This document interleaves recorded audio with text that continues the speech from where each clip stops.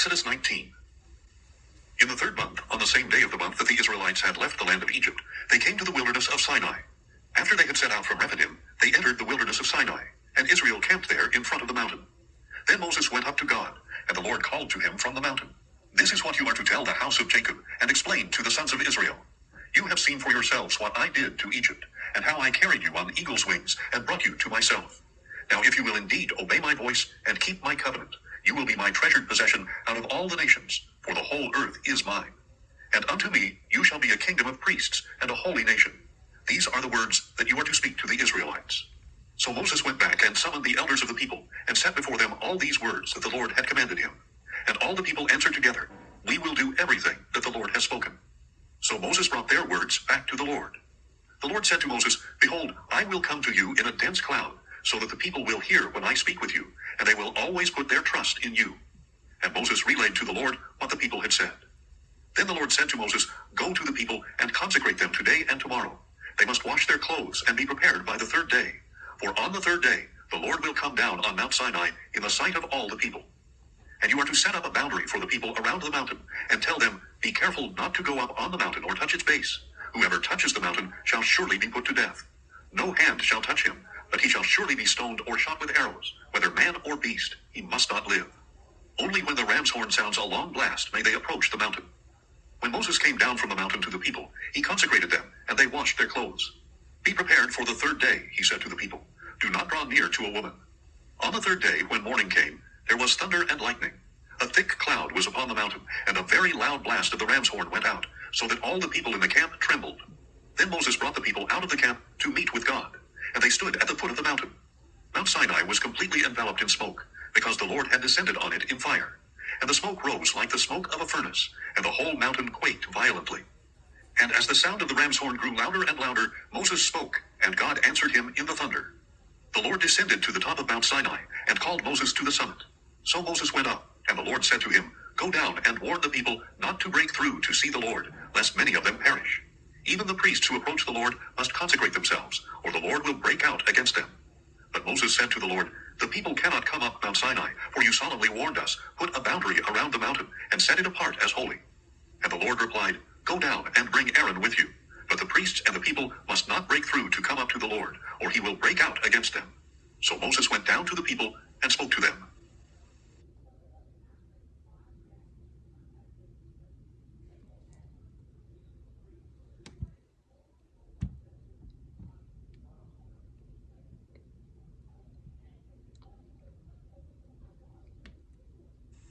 Exodus 20. And God spoke all these words. I am the Lord your God, who brought you out of the land of Egypt, out of the house of slavery. You shall have no other gods before me. You shall not make for yourself an idol in the form of anything in the heavens above, on the earth below, or in the waters beneath. You shall not bow down to them or worship them, for I, the Lord your God, am a jealous God, visiting the iniquity of the fathers on their children to the third and fourth generations of those who hate me, but showing loving devotion to 1,000 generations of those who love me and keep my commandments. You shall not take the name of the Lord your God in vain, for the Lord will not leave anyone unpunished who takes his name in vain. Remember the Sabbath day by keeping it holy. 6 days you shall labor and do all your work, but the seventh day is a Sabbath to the Lord your God, on which you must not do any work, neither you, nor your son or daughter, nor your manservant or maidservant, or livestock, nor the foreigner within your gates. For in 6 days the Lord made the heavens and the earth, and the sea, and all that is in them. But on the seventh day he rested. Therefore the Lord blessed the Sabbath day, and set it apart as holy. Honor your father and mother, so that your days may be long in the land that the Lord your God is giving you. You shall not murder. You shall not commit adultery. You shall not steal. You shall not bear false witness against your neighbor. You shall not covet your neighbor's house. You shall not covet your neighbor's wife, or his manservant or maidservant, or his ox or donkey, or anything that belongs to your neighbor. When all the people witnessed the thunder and lightning, the sounding of the ram's horn, and the mountain enveloped in smoke, they trembled and stood at a distance. Speak to us yourself, and we will listen, they said to Moses, but do not let God speak to us, or we will die. Do not be afraid, Moses replied, for God has come to test you, so that the fear of him may be before you, to keep you from sinning. And the people stood at a distance as Moses approached the thick darkness where God was. Then the Lord said to Moses, This is what you are to tell the Israelites. You have seen for yourselves that I have spoken to you from heaven. You are not to make any gods alongside me. You are not to make for yourselves gods of silver or gold. You are to make for me an altar of earth, and sacrifice on it your burnt offerings and peace offerings, your sheep and goats and cattle. In every place where I cause my name to be remembered, I will come to you and bless you. Now if you make an altar of stones for me, you must not build it with stones shaped by tools, for if you use a chisel on it, you will defile it. And you must not go up to my altar on steps, lest your nakedness be exposed on it. Exodus 21. These are the ordinances that you are to set before them. If you buy a Hebrew servant, he is to serve you for 6 years, but in the 7th year he shall go free without paying anything. If he arrived alone, he is to leave alone. If he arrived with a wife, she is to leave with him. If his master gives him a wife, and she bears him sons or daughters, the woman and her children shall belong to her master, and only the man shall go free. But if the servant declares, I love my master and my wife and children, I do not want to go free, then his master is to bring him before the judges, and he shall take him to the door or doorpost, and pierce his ear with an awl. Then he shall serve his master for life. And if a man sells his daughter as a servant, she is not to go free as the men servants do. If she is displeasing in the eyes of her master, who had designated her for himself, he must allow her to be redeemed. He has no right to sell her to foreigners, since he has broken faith with her. And if he chooses her for his son, he must deal with her as with a daughter. If he takes another wife, he must not reduce the food, clothing, or marital rights of his first wife. If, however, he does not provide her with these 3 things, she is free to go without monetary payment. Whoever strikes and kills a man must surely be put to death. If, however, he did not lie in wait, but God allowed it to happen, then I will appoint for you a place where he may flee. But if a man schemes and acts willfully against his neighbor to kill him, you must take him away from my altar to be put to death.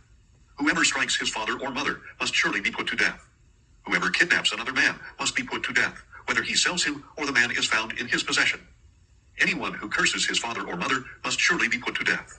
If men are quarreling, and one strikes the other with a stone or a fist, and he does not die, but is confined to bed, then the one who struck him shall go unpunished, as long as the other can get up and walk around outside with his staff. Nevertheless, he must compensate the man for his lost work, and see that he is completely healed. If a man strikes his manservant or maidservant with a rod, and the servant dies by his hand, he shall surely be punished.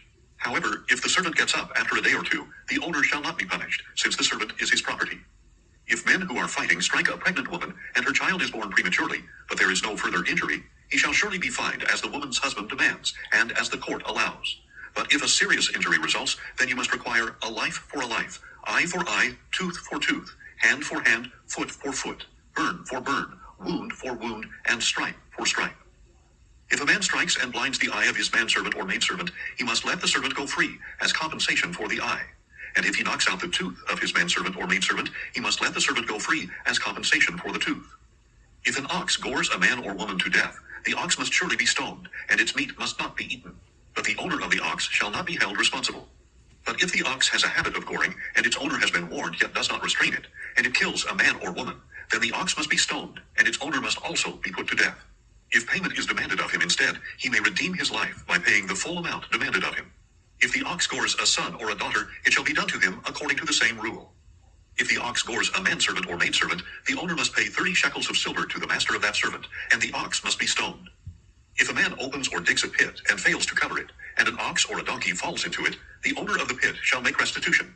He must pay its owner, and the dead animal will be his. If a man's ox injures his neighbor's ox and it dies, they must sell the live one and divide the proceeds. They also must divide the dead animal.